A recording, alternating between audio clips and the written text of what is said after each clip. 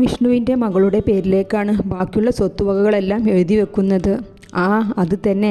ആ കൊച്ച് ഒരു പൊന്മുട്ടയിടുന്ന താറാവാണ്. കാരണവർക്ക് ആ കൊച്ചിനെ കഴിഞ്ഞേ ഉള്ളൂ, വേറെ എന്തും. നീ നിൻ്റെ മോനെ ഇങ്ങോട്ട് പറഞ്ഞു വിട്. അവനെ കൊണ്ട് അവളെ കല്യാണം കഴിപ്പിക്കാൻ ഞാനൊന്ന് ശ്രമിക്കട്ടെ. കിട്ടിയാൽ അവൻക്കും നിനക്കും രാജയോഗമാ. പിന്നെ ജോലിക്കൊന്നും പോകാതെ അങ്ങനെ ജീവിക്കാം. കാർത്യായനി അപ്പച്ചി തൻ്റെ മകൻ കൃഷ്ണനോട് ഫോണിലൂടെ സംസാരിക്കുകയാണ്. എന്നാൽ ഇതെല്ലാം കേട്ട് ശ്രീജ ഒരു ചുമരിൻ്റെ സൈഡിലുണ്ടായിരുന്നു. ശ്രീജ റൂമിലൂടെ അങ്ങോട്ടും ഇങ്ങോട്ടും നടക്കുന്നുണ്ട്. ജിത്തു മോനെ, നച്ചു പുതിയ ബിസിനസ് തുടങ്ങിയോ? ആ അമ്മ ബുട്ടീക്ക്. ഓ, ഇങ്ങനെയുള്ള പെൺകുട്ടികളെയാണ് എനിക്കിഷ്ടം. ജിത്തു നെറ്റ് ചൊളിച്ച് അവരെ ഒന്ന് നോക്കി. അത് ആ കാവ്യ അവളെ ഒന്നിനും കൊള്ളില്ല. ഏതു നേരവും മ്യൂസിക്കും കേട്ടിരിക്കലാണല്ലാതെ. ശ്രീജ പുച്ഛിച്ചുകൊണ്ട് പറഞ്ഞു. നമ്മുടെ കാർത്യായനി അപ്പച്ചിക്ക് ഇപ്പോഴുള്ള പണി ഇവരുടെ എല്ലാം സംസാരം ഒളിഞ്ഞു കേൾക്കുക എന്നതാണ്. ശ്രീജ പറഞ്ഞതെല്ലാം കേട്ട് രാധികയുടെ അടുത്തേക്ക് വന്നു. രാധു, അപ്പച്ചിയുടെ കുട്ടി ഇവിടെ നടക്കുന്നതൊന്നും അറിയുന്നില്ലേ? കാർത്യായനി അപ്പച്ചി അവളെ തൊട്ട് തലോടിക്കൊണ്ട് പറയുകയാണ്. എന്തേ അപ്പച്ചി? അതോ, ആ ശ്രീജ നിൻ്റെ പളുങ്കു പോലെയുള്ള മോളെക്കൊണ്ട് എന്തൊക്കെയാ പറയുന്നത് എന്നറിയോ? അപ്പച്ചി തെറ്റിദ്ധരിച്ചതാകും. ശ്രീജേടത്തി എൻ്റെ മോളെ വലിയ കാര്യമാണ്. ഓ എൻ്റെ രാധു, അതൊക്കെ നിൻ്റെ മുന്നിലുള്ളൊരു അഭിനയമല്ലേ? ഞാൻ എൻ്റെ ചെവി കൊണ്ട് കേട്ടതല്ലേ.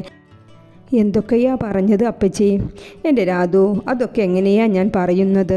ഏതായാലും നീ അവളെ അങ്ങനെ കണ്ണടച്ച് വിശ്വസിക്കണ്ട. അപ്പച്ചി എൻ്റെ കുട്ടീനോടുള്ള സ്നേഹം കൊണ്ട് പറഞ്ഞതാണേ. കാർത്യായനി അപ്പച്ചി അവളെ തൊട്ടും തലോടിക്കൊണ്ടും പറഞ്ഞ് അവിടെ നിന്നും എഴുന്നേറ്റ് പോയി. രാധിക പല്ലു ഞെരിച്ച് ശ്രീജയെ പ്രാഗിക്കൊണ്ടിരിക്കുകയാണ്. കാർത്യായനി അപ്പച്ചി അവിടെ നിന്നും സുദേവൻ്റെ റൂമിൻ്റെ മുന്നിലൂടെയാണ് പോയത്. അവിടെ റൂമിൽ നിന്നും ശ്രീയോട് ഉച്ചത്തിൽ ദേഷ്യപ്പെടുന്നതാണ് കേൾക്കുന്നത്. അപ്പച്ചി അവിടെയും കാതുകൾ കൂർപ്പിച്ചു നിന്നു. എൻ്റെ സീത, നിൻ്റെ മോൻക്ക് ബുദ്ധിയില്ല. ഉണ്ടെങ്കിൽ ഈ കണ്ട ബേക്കറികളുടെയും മറ്റുമുള്ള അച്ഛൻ്റെ അടുത്ത് ഒന്ന് ഓച്ചാനിച്ച് നിന്നാൽ എന്താ? അച്ഛന് ഇപ്പോൾ കൂടുതൽ പ്രിയം ആ ജിത്തുവിനോടാണ്. ഇന്നലെ ഇവൻ ചെയ്തത് എന്താ എന്ന് നീ അറിഞ്ഞോ സീത? ഷോപ്പിൻ്റെ എല്ലാ കണക്കും കാര്യങ്ങളും ഇനി നോക്കാൻ വയ്യ എന്നും പറഞ്ഞ് എല്ലാം അച്ഛനെ തന്നെ ഏൽപ്പിച്ചിരിക്കുന്നു നിൻ്റെ പൊന്നുമോൻ. ഈ കണ്ട കാലം ഞാനും കൂടെ അധ്വാനിച്ചിട്ടാണ് 3 ഷോപ്പിൽ നിന്നും 5ലേക്ക് എത്തിച്ചത്. ഓ, 3-4 ദിവസമായി സ്വന്തമായിട്ടുണ്ടാക്കണം എന്നും പറഞ്ഞ് നടക്കുന്നത് ഇതിനായിരുന്നോ? സീത ശ്രീയെ കൂർപ്പിച്ച് നോക്കിക്കൊണ്ട് ചോദിച്ചു. എൻ്റെ സീത, നീ ഇവനെ പറഞ്ഞ് മനസ്സിലാക്ക്. അല്ലെങ്കിൽ പെട്ടിയും കിടക്കും എടുത്ത് ഇവിടെ നിന്ന് എന്ന് ഇറങ്ങണം എന്ന് നോക്കിയിരിക്കാം. സുദേവൻ പറഞ്ഞുകൊണ്ട് ബെഡിലേക്കിരുന്നു. ശ്രീ ഇരുവരെയും കൂർപ്പിച്ച് നോക്കി. റൂമിൻ്റെ ഡോർ തുറന്നതും കാർത്യായനി അപ്പച്ചി ഞെട്ടിക്കൊണ്ട് വേഗം അവിടെ നിന്ന് പോകാൻ നോക്കി. എന്താ മുത്തശ്ശി, വയസ്സായില്ലേ? ഇനിയെങ്കിലും നിർത്തിക്കൂടെ ഈ BBC പരിപാടി? ശ്രീ പുച്ഛിച്ചുകൊണ്ട് പറഞ്ഞ് അവിടെ നിന്നും പോയി. മുത്തശ്ശ, എന്തേ മോളെ കാവ്യ? അത് മുത്തശ്ശ, മമ്മിയും ശ്രീജ ആൻറ്റിയും കൂടെ ഞങ്ങളുടെ കല്യാണം ഉറപ്പിച്ച് വെച്ചിരിക്കുന്നു. ജിത്തുവിനെ ചൂണ്ടിക്കാണിച്ച് കാവ്യ പറഞ്ഞു. അത് നല്ല കാര്യമല്ലേ മക്കളെ?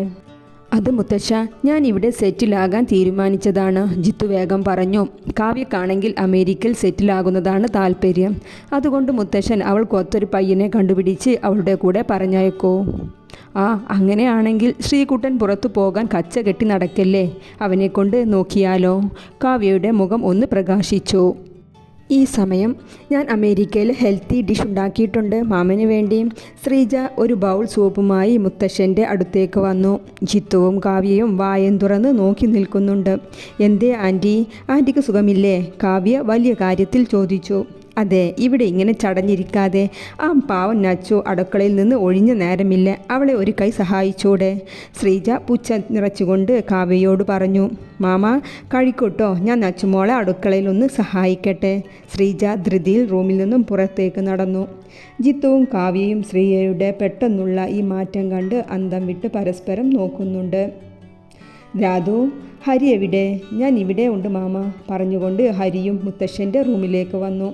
കാവ്യമോൾക്ക് എൻ്റെ അടുത്ത് നല്ലൊരു കല്യാണാലോചന ഉണ്ട്. കല്യാണാലോചനയോ? അത് മാമ, അവൾക്ക് ഇവിടെ നിൽക്കുന്നതിൽ താല്പര്യമില്ല. രാധിക വേഗം പറഞ്ഞു. അതെ, അതെനിക്കറിയാം രാധു. നമ്മുടെ ശ്രീയെക്കുറിച്ചാണ് ഞാൻ പറഞ്ഞത്. കാവ്യയും എതിരഭിപ്രായമില്ല. ഞാൻ സംസാരിച്ചിരുന്നു മോളോട്. മുത്തശ്ശൻ്റെ സംസാരം കേട്ടതും ഹരിയും രാധികയും മുഖത്തോട് മുഖം നോക്കി. ശ്രീകുട്ടൻക്കാണെങ്കിൽ പുറത്ത് താമസിക്കുന്നതിനോടാണ് താല്പര്യം. അങ്ങനെ ആകുമ്പോൾ 2 പേരും നമ്മുടെ കുട്ടികളല്ലേ? എന്താ നിങ്ങളുടെ അഭിപ്രായം? മുത്തശ്ശൻ ഇരുവരുടെയും മുഖത്തേക്ക് നോക്കി. ഞങ്ങൾക്ക് സമ്മതമാണ് മാമ. മാമൻ തന്നെ കാര്യങ്ങളെല്ലാം തീരുമാനിക്കൂ. ശ്രീയേട്ടാ, ആ കാവ്യ, എന്നെ ഒന്ന് ഔട്ടിങ്ങിന് കൊണ്ടുപോ. വീട്ടിൽ ഇങ്ങനെ ഇരുന്ന് എനിക്ക് ബോറടിക്കുന്നു. പ്ലീസ് വാ, ഞാൻ കൊണ്ടുപോകാം. ശ്രീ കീ എടുക്കാനായി ഹാളിലേക്ക് വന്നതാണ്. നച്ചു ജിത്തുവിൻ്റെ കൂടെ ഇരുന്ന് ലാപ്ടോപ്പിൽ എന്തോ നോക്കിക്കൊണ്ടിരിക്കുന്നുണ്ട്. ശ്രീ അവളെ നോക്കി കീ എടുത്തു. ശ്രീ, നീ എങ്ങോട്ടാ? സീത അങ്ങോട്ട് വന്നുകൊണ്ട് ചോദിച്ചു. ഞാൻ കാവ്യയുമായി ഔട്ടിങ്ങിന് പോവുകയാണ്. നച്ചുവിനെ നോക്കിക്കൊണ്ടാണ് അവൻ്റെ സംസാരം. എടാ, എൻ്റെ മോളെ കൂടി കൊണ്ടുപോ, സീത നച്ചുവിൻ്റെ തലയിൽ തലോടിക്കൊണ്ട് പറഞ്ഞു. വേണ്ട അപ്പച്ചി, എനിക്ക് ലാപ്പിൽ കുറച്ച് വർക്കുണ്ട്. നച്ചു മുഖം വീർപ്പിച്ചുകൊണ്ട് ശ്രീയെ നോക്കാതെ പറഞ്ഞു. ശ്രീ മുഖം വീർപ്പിച്ച് കീയെടുത്ത് അവിടെ നിന്നും പോയി. ശ്രീ പോയ ശേഷം നച്ചുവിനൊരു അസ്വസ്ഥത. അവൾ ഗേറ്റിലേക്ക് നോക്കി തന്നെ ഇരിക്കുന്നുണ്ട് സിറ്റ് ഔട്ടിൽ.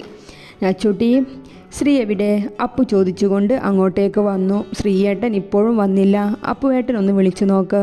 ഞാൻ എന്തിനാ വിളിക്കുന്നേ? പ്ലീസ് ഒന്ന് വിളിച്ചു നോക്ക്, നച്ചു ദയനീയമായി പറഞ്ഞു. അല്ലേ, എന്തേ എൻ്റെ രാജകുമാരിക്ക്? ശ്രീജ നച്ചുവിൻ്റെ അടുത്ത് വന്നിരുന്നു ചോദിച്ചു. ഒന്നുമില്ല ചെറിയമ്മ, വാ. എന്താ മുടിയല്ല ഇങ്ങനെ? ഞാൻ മുടി റെഡിയാക്കി തരാം. നച്ചുവിനെ പിടിച്ചിരുത്തി അവളുടെ മുടിയെല്ലാം റെഡിയാക്കി കൊടുക്കുകയാണ് ശ്രീജ. ഓ, എന്തെല്ലാം കാണണം എൻ്റെ ഈശ്വര. കാർത്യാനി അപ്പച്ചി ഈ രംഗം കണ്ട് മുകളിലേക്ക് നോക്കി ആത്മഗതിച്ചു. ജിത്തുവിനെ കൊണ്ട് നച്ചുവിൻ്റെ വിവാഹം കഴിപ്പിക്കണം. അതിനുള്ള തന്ത്രപ്പാടാണ് ഇപ്പോൾ ശ്രീജക്ക്. കാവ്യയുമായി പുറത്തുനിന്ന് വന്ന ശ്രീ നച്ചുവിനെ തിരഞ്ഞ് നടക്കുകയാണ്. അമ്മ, ആ ശ്രീ, നച്ചു എന്തേ? നച്ചുട്ടി ജിത്തുവിൻ്റെ കൂടെ പുറത്തു പോയി. അതൊക്കെ പോട്ടെ, നീ അറിഞ്ഞോ ശ്രീ? മുത്തശ്ശൻ കാവ്യയുമായുള്ള കല്യാണക്കാര്യത്തെക്കുറിച്ച് നിൻ്റെ അച്ഛനുമായി സംസാരിക്കുന്നുണ്ട്. അത് അമ്മ, ഈ മുത്തശ്ശൻ എന്താ ഈ വയസ്സാം കാലത്ത്? മുത്തശ്ശന് കാവ്യയുമായി സൂട്ടാവോ? ശ്രീ വലിയ കാര്യത്തിൽ പറയുകയാണ്. എടാ, ഒറ്റ ഒന്ന് തന്നാലുണ്ടല്ലോ. സീതാവനെ അടിക്കാനായി കൈ ഉയർത്തി. നിൻ്റെയും കാവ്യയുടെയും വിവാഹകാര്യമാണ് അവർ സംസാരിക്കുന്നത്. എന്ത്? സീതയുടെ വാക്കുകൾ കേട്ടതും ശ്രീ ഞെട്ടലോടെ ചോദിച്ചുപോയി.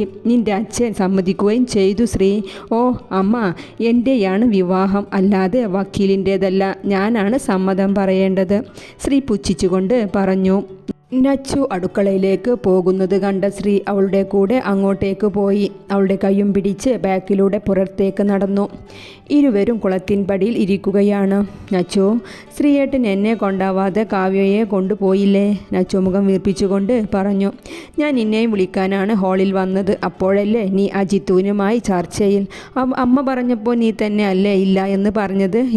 ശ്രീയോ മുഖം വീർപ്പിച്ചുകൊണ്ട് പറഞ്ഞു. ശ്രീയേട്ടാ, ഇവിടെ എന്തൊക്കെയോ ചർച്ച നടക്കുന്നുണ്ട്. എനിക്ക് നല്ല പേടിയുണ്ട് കേട്ടോ.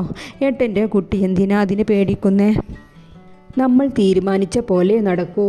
അത് ശ്രീയേട്ട, മുത്തശ്ശൻ എന്തെങ്കിലും പറഞ്ഞാൽ എനിക്ക് എതിർ പറയാൻ പറ്റില്ല കേട്ടോ. ശ്രീയേട്ടന് വേഗം മുത്തശ്ശനോട് പറയുക. എനിക്ക് ശ്രീയേട്ടനില്ലാതെ ഇനി ജീവിക്കാൻ പറ്റില്ല. നച്ചു അവൻ്റെ ചുമലിൽ തല ചായ്ച്ച് വെച്ചുകൊണ്ട് പറഞ്ഞു. ശ്രീ ഒരു പുഞ്ചിരിയോടെ അവളുടെ അരയിലൂടെ കൈയിട്ട് അവളെ അവനോട് ചേർത്ത് പിടിച്ചു. അല്ലേ, നിൻ്റെ മോൻക്ക് എന്താ ഇപ്പോൾ പെട്ടെന്നൊരു മനമാറ്റം? കാനഡയിൽ പോകണമെന്നും പറഞ്ഞ് ഒറ്റക്കാലിൽ നിൽക്കുക ആയിരുന്നല്ലോ. സുദേവൻ പുച്ഛിച്ചുകൊണ്ട് പറഞ്ഞു. ഈ അച്ഛൻ എന്താ? ഞാനല്ലേ ജീവിക്കേണ്ടത്? എൻ്റെ ആഗ്രഹം ഞാൻ മാറ്റി. എനിക്ക് ഇനി നാട്ടിൽ നിന്ന് എവിടെയും പോകണ്ട. ഞാൻ ഇവിടെ തന്നെ വല്ല ബിസിനസ്സും റെഡിയാക്കും. ഒറ്റ വീക്ക് വെച്ച് തന്നാലുണ്ടല്ലോ. സുദേവൻ ശ്രീയെ അടിക്കാനായി കൈ ഉയർത്തി. നീ എന്ത് പറഞ്ഞാലും ഞാൻ തീരുമാനിച്ചതേ നടക്കൂ. അമ്മ എന്തേ മിണ്ടാതെ ഇരിക്കുന്നേ? അച്ഛനെ ഒന്ന് പറഞ്ഞ് മനസ്സിലാക്ക്. എന്നെ മനസ്സിലാക്കിപ്പിക്കേണ്ട. നീ നന്നായി ചിന്തിക്ക്. ഈ വിവാഹം നടന്നാൽ കാനഡയിൽ പോയി നിൻ്റെ ജീവിതം അടിച്ചു പൊളിക്കാം, കൂടെ ഞങ്ങളുടെയും. അടുത്ത ആഴ്ച നിൻ്റെയും കാവ്യയുടെയും നിശ്ചയം ഞങ്ങൾ തീരുമാനിച്ചു കഴിഞ്ഞു. ഓ, അച്ഛൻ ഒറ്റക്കങ്ങ് നിശ്ചയം കഴിക്ക്, എന്നെ കിട്ടില്ല. ശ്രീ പറഞ്ഞുകൊണ്ട് റൂമിൽ നിന്നും പുറത്തേക്ക് ഇറങ്ങിയതും ഉണക്കാൻ ഇട്ടിരുന്ന അപ്പച്ചിയുടെയും മാമൻ്റെയും മടക്കിയ ഡ്രസ്സുമായി നച്ചു വരുന്നതും ഒന്നിച്ചായിരുന്നു. ശ്രീ നച്ചുവിനെ ഒന്ന് നോക്കി പുറത്തേക്ക് നടന്നു. സീത, ഞാൻ തീരുമാനിച്ചു. അടുത്ത ആഴ്ച അവൻ്റെയും കാവ്യയുടെയും നിശ്ചയം. അവനെ പറഞ്ഞ് മനസ്സിലാക്ക്. അപ്പച്ചിയുടെ ഡ്രസ്സ് ബെഡിലേക്ക് വെച്ച് നച്ചു റൂമിൽ നിന്നും പുറത്തേക്ക് നടന്നു. നച്ചു റൂമിൽ ഡ്രസ്സെല്ലാം മടക്കി ഷെൽഫിൽ അടുക്കി വെക്കുകയാണ്. അവളുടെ മനസ്സിൽ മുഴുവൻ അപ്പച്ചിയുടെ റൂമിൽ നിന്നും കേട്ട വാർത്തകളാണ്. ഈ സമയം നച്ചു, ഇത് നോക്കൂ. കാവ്യ ഫോണുമായി അവളുടെ റൂമിലേക്ക് കയറി. ഇത് ആർക്കാണ് കാവ്യ? നീ അറിഞ്ഞില്ലേ നച്ചു? എൻ്റെയും ശ്രീയേട്ടൻ്റെയും എൻഗേജ്മെൻറ്റ് ഫിക്സ് ചെയ്തു. നച്ചു ഒരു വരണ്ട ചിരി നൽകി. എന്തേ നച്ചു, നിനക്ക് സുഖമില്ലേ? ഹേയ് ഒന്നുമില്ല കാവ്യ, രാവിലെ തുടങ്ങിയതാ ഒരു തലവേദന, ഒന്ന് കിടന്നാൽ മാറും. ഓക്കെ, എന്നാൽ താൻ കിടക്ക്. കാവ്യ അവിടെ നിന്നും പോയി. സീത വേഗം നച്ചുവിൻ്റെ റൂമിലേക്ക് കയറി വാതിലടച്ച് കുറ്റിയിട്ടു. എന്താ അപ്പച്ചി, എന്താ പ്രശ്നം? നിന്റെ മാമന് ശ്രീയേട്ടൻ്റെയും കാവ്യയുടെയും നിശ്ചയമെല്ലാം കുടുംബത്തെയും വിളിച്ചിട്ട് അറിയിക്കുന്നുണ്ട്. ശ്രീയാണെങ്കിൽ വളരെ ദേഷ്യത്തിലാണ്. എനിക്ക് പേടിയാകുന്നു മോളെ. ഇനി അച്ഛനും മോനും തമ്മിലുള്ള വഴക്കും വക്കാണവും കൂടി കാണാൻ വയ്യ. അപ്പച്ചിയുടെ മോള് അവനെ ഒന്ന് പറഞ്ഞ് മനസ്സിലാക്ക്. അപ്പച്ചി, ഞാൻ പറഞ്ഞാലൊന്നും ശ്രീയേട്ടൻ കേൾക്കില്ല മോളെ. എല്ലാവരും വളരെ സന്തോഷത്തിലാണ്. രാധികയും ഹരിയും മുത്തശ്ശനും എല്ലാം.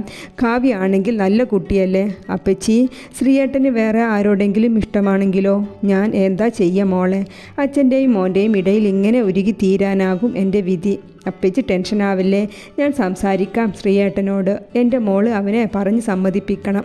ആ അപ്പച്ചി, നച്ചു നിർവികാരത്തോടെ പറഞ്ഞു.